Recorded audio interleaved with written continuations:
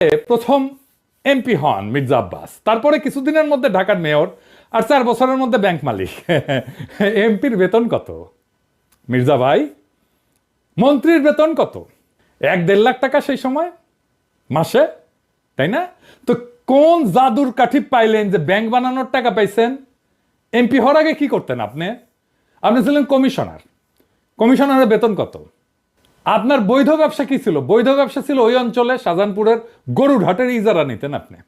সেই 75 পরবর্তী সময় কমলাপুর রেলওয়ে যত ঠিকাদারি, সড়ক পরিবহন সহ আরো বহু জায়গা থেকে চাঁদা উঠাইতেন। চান্দা তোলাটা আপনার পুরানো অভ্যাস, তাই চান্দা তুলে আমাদের টাকা দিতে চায় যেন আমরা ইউটিউবিং ছাড়ি। শুনেন, ওরা ওই যে ইউটিউবের মধ্যে কি যে পয়সা কামানোর একটা রাস্তা আছে ওদের, সে পয়সা কামাই দিচ্ছে। আরে ভাই, পয়সা যদি লাগে আমাদেরকে বল, আমরা চাঁদা দিলে দিব না, অসুবিধা নাই তো। চান্দা তোলা ছাড়া আর কিছু করার যোগ্যতা মির্জা আব্বাস আপনার ছিল না কোনোদিনই, কারণ উনি আবার দারুণ মেধাবী।